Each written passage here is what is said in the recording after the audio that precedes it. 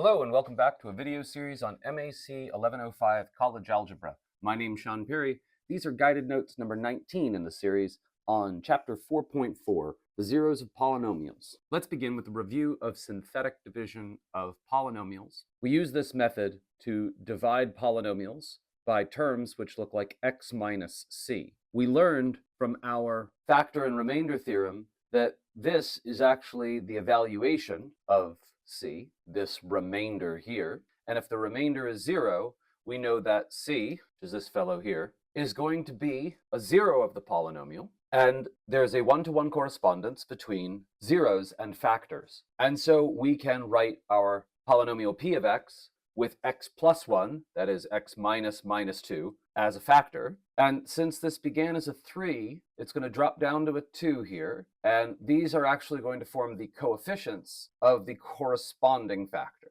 So this told us how, if we knew that negative 2 is a 0, to drop this polynomial down from a degree 3 polynomial to a degree 1 times a degree 2 polynomial.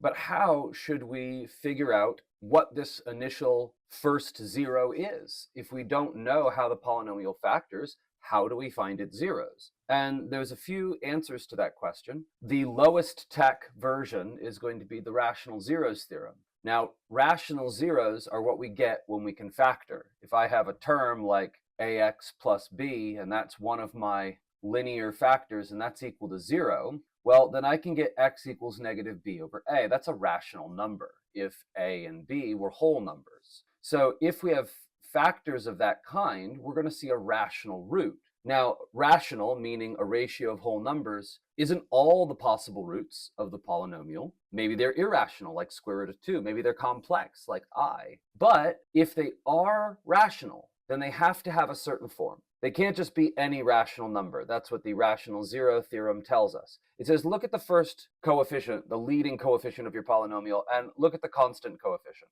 If we have a 0 and r is rational, then that rational has to have the following form. It's going to be some factor of b, that's the last one, divided by some factor of a, that's the first one. So if we know the factors of b and the factors of a, with a little plus and minus sign, we can come up with all of the possible combinations for rationals, and then we could test those out using synthetic division. However, that can be kind of a lengthy list. So we're really not going to test too much on this theorem anymore in this class at this particular school. And that's because, well, if I wanted to check, I'd have to check 10 different numbers here, possibly, to see if they were roots. Maybe there's some of these first few low roots, but maybe they're fractions, or there can be so many of them. So what we're going to do instead is graph the function and check for its zeros on the graph. And if we see any whole number zeros, we'll synthetically divide by those. And that's frequently enough to get started on factoring a polynomial. But let's see how we got these. So notice that the leading coefficient here is 1. This is a monic polynomial. That means the denominators could really only be plus and minus 1. Now, the numerators are factors of 16. 1, 2, 4, 8, and 16 are all possible, so we list the plus and minus versions of each one of these. Here, I have a constant coefficient of 4 and a leading coefficient of 7. Now, the factors of 7 are just 1 and 7 because it's prime. The factors of 4 are 1, 2, and 4. And so what we need are, with these in the denominator and these in the numerator, all of the possible combinations that are distinct. So we could start with the 1s in the denominator and get the whole numbers 1, 2, and 4. And then we could start with 7ths in the denominator and put the numbers back in the numerator, 1, 2, and 4. And we get this list of possible numbers. That list is technically got 12 things in it. Now, because we're kind of phasing out using this theorem, I'm going to show you the graphical method. And then we're going to discuss how to solve each one of these using technology instead of the rational roots theorem. We are going to perhaps see the rational roots theorem in which zeros are selected, and also we'll see a little bit about how it breaks down if those are irrational roots. Let's begin with problem 4. So we want to first see which roots were possible for rational roots. That's going to be the factors of 8 with pluses and minuses in front, because there is only a 1 as the leading coefficient of this polynomial. Let's say I wanted to produce this graph. There's a couple ways that we could do that. If you have a Texas Instrument calculator or another graphing calculator, there's usually a place where we could put y values in. So I'm going to go to y equals. I'm going to put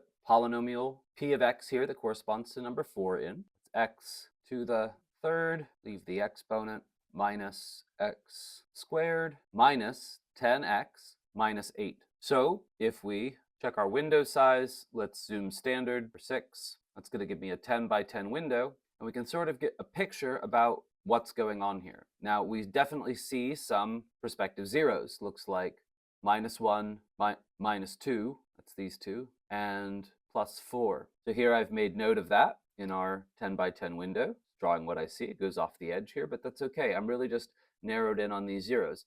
Now, let's say I wanted to confirm that those were zeros. There's actually a tool for that. You can go to Second, Calc, 0, and this will search for zeros.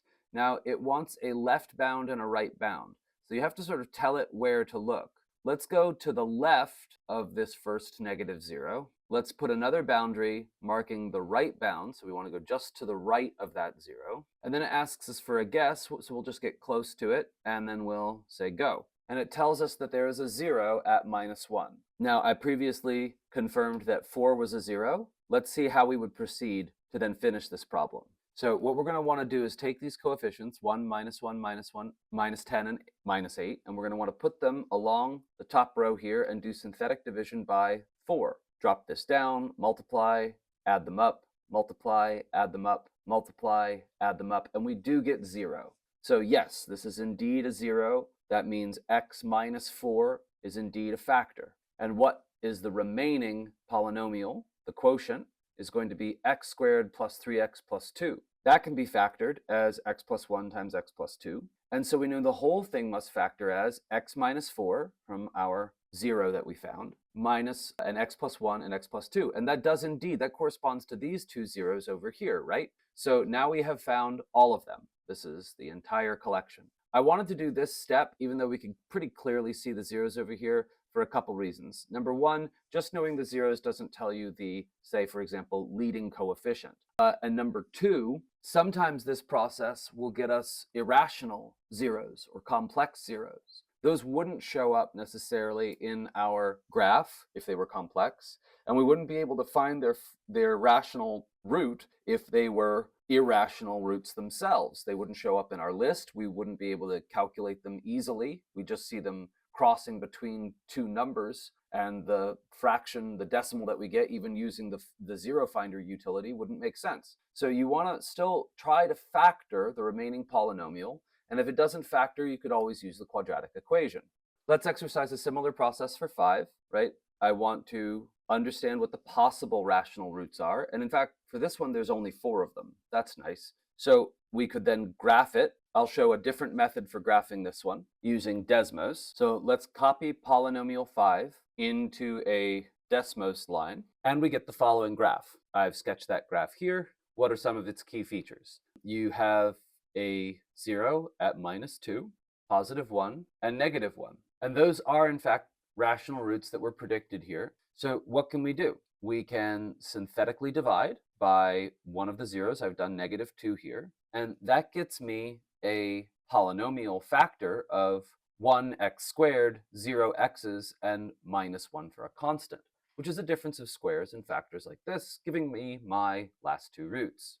For the remaining ones, I'm just going to show the sketch of the graph. I'm not going to continue to graph them. I'm just going to show you the graph that I get. So let's look at number 6. We could list these as rational roots corresponding to the factors of 21. Again, if it's just monic, you're just going to have plus and minus those. If you graph this thing, there's going to be some fairly mysterious zeros over here, which might be fractions or they might be irrational. We'll have to find out. But we can see a clean 0 going through +3 that we could test. So we want to take the coefficients of the polynomial, 1, 3, -11, and -21, set them up here, and then doing this synthetic division, dropping it down, bringing this up by multiplication, summing them, multiplying them, summing them, multiplying them, summing them. We get 0 at the end. So great. That means that x minus 3 is a factor corresponding to x equal to 3, the root. What's remaining? 1, 6, and 7. So we have x squared plus 6x plus 7 here equal to 0. And does that factor?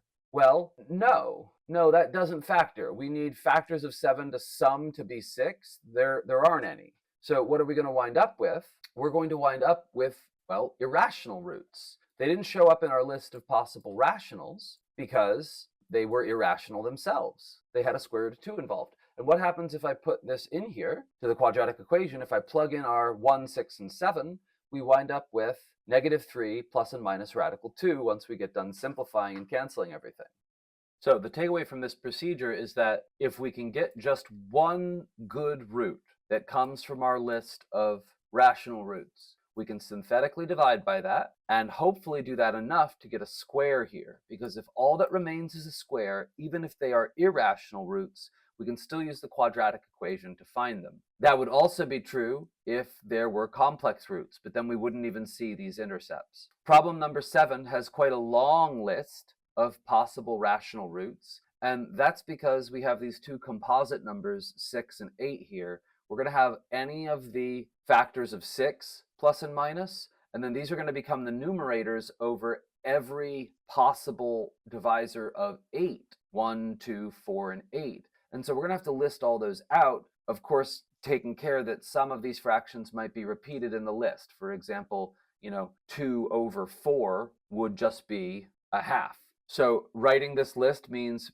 being careful about putting every factor of 6 over every factor of 8 and listing out all those options and canceling off all of the possible repeaters and putting a plus and minus in front. This is still a really long list to look through, especially when, well, it's sort of hard to see what the utility of this is if you can access a graphing calculator. Because if you can access a graph of this, then you immediately know which one of these from the list you should pick. It's going to be -1. Maybe these are rational, this one and this one, maybe they're not, but they fall between two tick marks. We see one passing through a tick mark at -1, so we're going to want to try to divide by that. If we divide by that, we wind up with another polynomial and a 0 for the remainder, so we know that x plus 1 is a factor. The rest of it is 8x squared minus 8x minus 6. Which we could, if we wanted to make things a little bit easier, divide off that 2. And this would actually factor, but I launched into doing the quadratic equation anyway. Sometimes that's just how it goes. You don't see the factors, so you start with the quadratic equation. But how do I know this would factor? Because look, I get rationals as a result. I wind up with rational answers of 3 over 2 and -1 over 4. This could have factored if I'd done the AC method, but we still found all the roots with the quadratic equation. Problem 8, same idea. We have a monic, so we're really just looking at the factors of 125 over 1, plus and minus, that's these. If we graph this thing and we look at its x-intercepts for its zeros, we see there is one at -5 and one at -1. If I synthetically divide by both those things, we could do right in order. So I'm here listing the coefficients of the original one, performing the synthetic division algorithm, and then I'm just rewriting this as a synthetic division line with -5 here, and we just keep on going. If this dropped from a fourth to a third to a second, these are the new coefficients of the remaining quotient polynomial, and these told us that -1 and -5 were roots, so x plus 1 and x plus 5 are factors. So then we have one more thing to do to find the remaining roots. We have to apply the quadratic equation here because it's not going to factor. We notice that we wind up with a negative discriminant, so we're going to get complex answers here. And then simplifying that radical, canceling my division by 2 here, we get -3 plus and minus 4i. Recall that anytime a real coefficient polynomial has complex roots, you'll see a complex number and its conjugate. So the next polynomial questions go in a slightly different direction. They give us all the zeros with their multiplicities, and then they ask us to construct the polynomial that has all these properties. Here we're given that the degree is 3. We have a 0 at -2 with multiplicity 2. We have a 0 at -9 with multiplicity 1. And we know that it passes through the point to -704. The first thing we need to know is that the maximum degree is 3, and the degree is the sum of the multiplicities. So having multiplicity 2 and 3 here tells us these are all the zeros this thing has. There are no additional zeros to this polynomial because we were already given the multiplicities summing to be 3. So this is it. Now we have a -2 for a 0. That means x plus 2 is a factor. And if it has multiplicity 2, that means it has a square up here. It's repeated 2 times. So, and then likewise, if -9 is a 0, x plus 9 is a factor. It's got multiplicity 1, so there's just a 1 exponent up top. these two things together tell us that the polynomial p of x looks like the product of these two things, because they're factors. Now, but it doesn't tell us what the leading coefficient is. Notice if this c is a number, then it has the same zeros, but it could be a very different polynomial. What we want is the specific one that passes through 2 minus 704. So if that's true, right, if plugging in 2 gives me minus 704, then that plugging in 2 over here looks like replacing the x with a 2. If I do that, that gives me c times 16 times 11 is equal to minus 704. And dividing these two constants over from the 704, I find c is equal to minus 4. And so we finally conclude then that p of x is equal to minus 4 times those two factors. We needed this last extra fact to help us pick what the leading coefficient should be. So now we're going to repeat that process. We have a degree 3 polynomial, and we have 3 multiplicity 1 polynomials, so this is all of them. Each one of these facts tells me about a corresponding factor. 2 is a 0, x minus 2 is a factor. Minus 9 is a 0, x minus minus 9, or x plus 9 is a factor. And likewise with minus 7. So if we set up our polynomial, it's going to look like the product of those things, but we also know that p of 3 is minus 240. So here we have it with the constant in place. We need to solve for that constant. To do so, we plug in 3, we get minus 240, and plugging in 3 over here with these rules tells us replace x with 3. So when I do that, and I take all of these products, I'm going to wind up with 1, 12, and minus 4. This gives me something I could divide off against the negative 240 and get a value for c. Once I know that, I know the full form of p of x. It's going to be 5 times x minus 2, x plus 9, x plus 7. Now, you could, by the way, I've just noted, expand these polynomials. That's how the answer key is given for this. And multiplying all of this out, you would get some, big old third degree polynomial. I believe also that if you put it in the factored form like this, it should also give you the correct answer. And that's really what I want to test in this problem. Moreover, the instructions do not tell me explicitly to expand this. This is a polynomial. It's just in its factored form. So I would just leave my answers like this, to be perfectly honest. Problem 11 gets into a little bit of lore, which we mentioned earlier. The first one just tells us that minus 8 is a 0, then x plus 8 is a factor. But the second one actually tells us two factors, because they've given us a complex 0. We know if minus 2i is a 0, then plus 2i, its complex conjugate, is also a 0. So remember what a complex conjugate is. If a plus bi is a number, then its conjugate is a minus bi. You keep the real part the same, in this case the real part 0, so we don't have to worry about it, and you change the sign of the imaginary part. This one had a minus 2 for its imaginary part, so we changed that to a plus 2. So what I suggest doing with that information is first constructing the factors, and then figuring out what real valued polynomial would have had these as roots. So this is a complex polynomial with complex coefficients. You want to FOIL this out. And foiling a number times its conjugate is actually pretty easy. Here we would get x squared. Here we would get plus 2xi minus 2xi. Those middle terms cancel. And then we get minus 4i squared. The I squared is negative 1, so we just get a plus 4 altogether. So knowing that minus 2i is a 0, we get these two factors, and taking their product, we get x squared plus 4. You want to be able to easily go from a given complex 0 to this quadratic factor. Practice that. Now, that tells us the factorization of p up to this constant. We know it's x plus 8 times x squared plus 4 times some constant.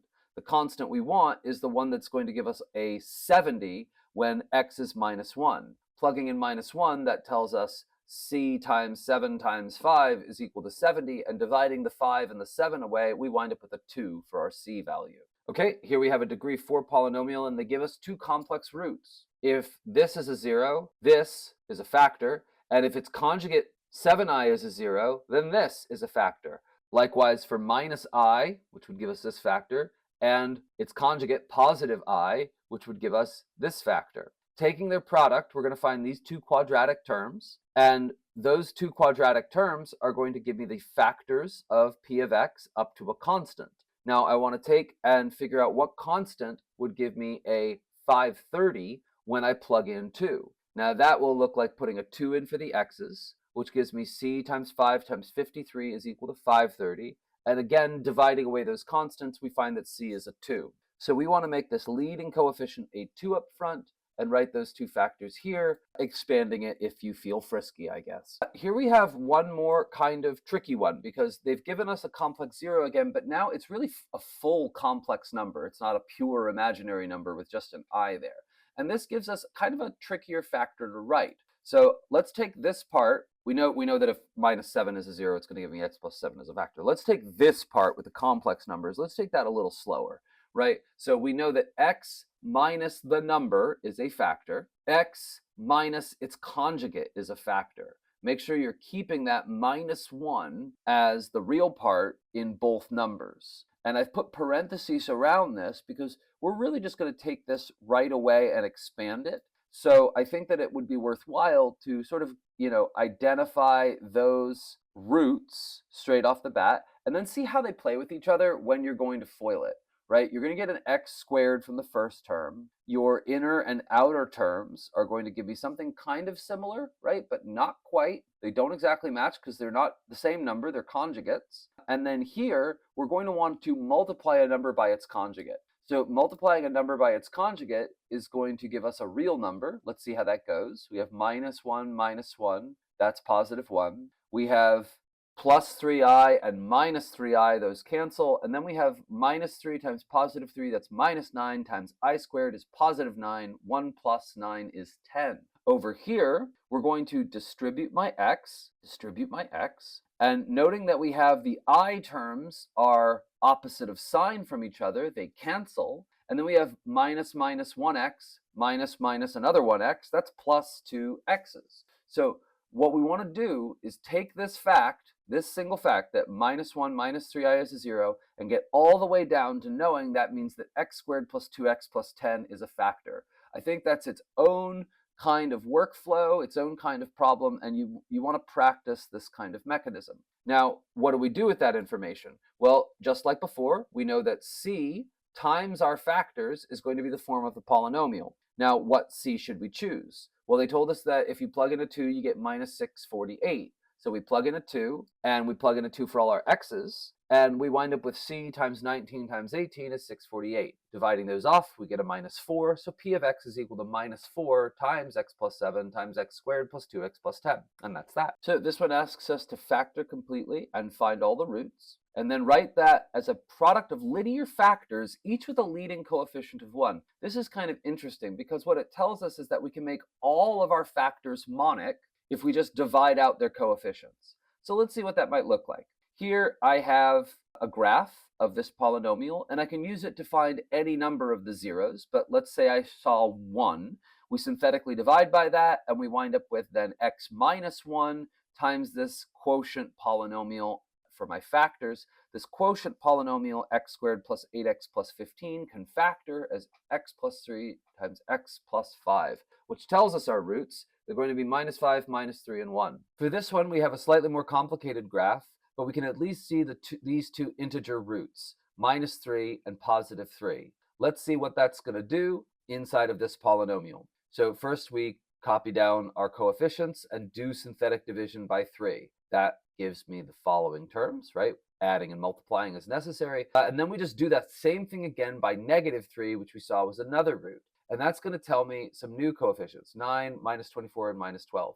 So let's put those in here. This is our remaining polynomial, and then we have these as factors. We can factor out a minus 3 from each one of these terms and make this thing much easier to factor. I'm going to factor it using the AC method. So I put a 1 over 3 out front, 3x, fix my signs, and then I say factors of 3 times 4, or 12, which give me 8 in sum. That's 6 and 2. So we put the 6 here, the 2 here, and then we finish kind of collapsing this extra 3 that's inside by dividing a 3 out of this term and canceling with the 1/3. That gives us x plus 2. So we wind up with 3x plus 2, which of course has a 0 at negative 2/3, 0 at negative 2, 0 at negative 3, 0 at positive 3, and this is our factored version of the polynomial. Now, if I want that to have a leading coefficient of 1, I'm going to need to get rid of this 3 that's attached to the x. So if I divide that out, well, I'm going to have a 2 over 3 here still because I have to divide both of these terms to factor something out. And so that's fine, I guess. I mean, they're no longer integer coefficients. That kind of skeeves me out. But you can at least read off the roots very quickly. It's just the negatives of each one of these things because that's all that would be required to solve this set equal to 0 for x. So that's the form, I guess. Let's continue on. I'm not going to list the roots explicitly. I think one of the advantages of this form is that you can pretty clearly see what the roots are just by changing the signs here. All right, problem number 16. We graph on a graphing utility.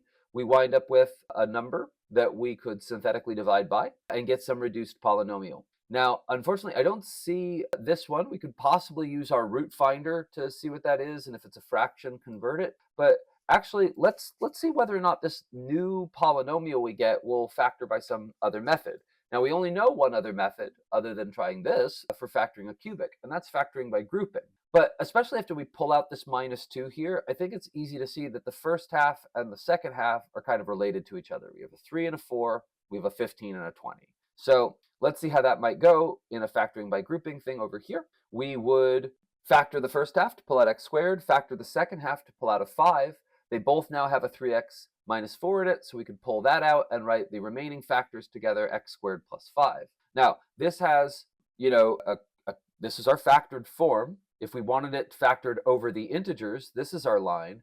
But if I want this in linear terms, that means x's can only be to the first power. So none of this, right? Well, what are this guy's factors? Well, set it equal to 0 and solve. You'll see what the factors are. They're going to be the square root of 5i and minus the square root of 5i. So that gives me these two terms. And if I want to get this one to have a leading coefficient of 1, I'm going to need to divide out the 3, which puts that up front here. So here I have the polynomial factored as they desired. It's no longer even factored over the reals. We have complex numbers appearing in our factors, but that's okay. If they want only linear terms, only monic polynomials, we can give it to them, but it's going to have to look like this. All right, this one asks us to factor completely given this graph, and I like this because it addresses what about these even multiplicity zeros? Well, anytime we see something like that, we're going to know that this is a repeated root. We're going to be able to get some mileage out of these very special looking bounce off the x-axis kind of roots because we can synthetically divide by it twice. So here I encode the coefficients of the polynomial. Then we're going to want to synthetically divide by 7. Notice it works. It gives us 0 remainder. We do it again, synthetically dividing by -7, I should say. And then we wind up with the following polynomial. Now this has gone all the way down to a quadratic. And we have this repeated root here, so I'm just going to write it as squared. To get it the rest of the way, let's factor out the -2 to make this guy here easier to factor. Then we're going to want to factor by grouping. So I put an 8x and 8x. I put a 1 over 8 out front for balance. I'm going to look at factors of 8 times 1, which are just 8. For things which have a different signs difference of 2, that's 4 and 2. We can factor a 4 out of this one, a 2 out of this one to give me these, and that cancels the 1/8. Finally, if they want it in the form addressed in the previous set of problems, we could divide out these leading coefficients, which means dividing by 4, giving me this, dividing by 2, giving me this, and bring that 1 over 8 out front and reducing, I wind up with -1/4. Okay, that's going to do it for this video. Thank you very much for your patience. Have a great day and good luck with your studies. I'll see you in the next one.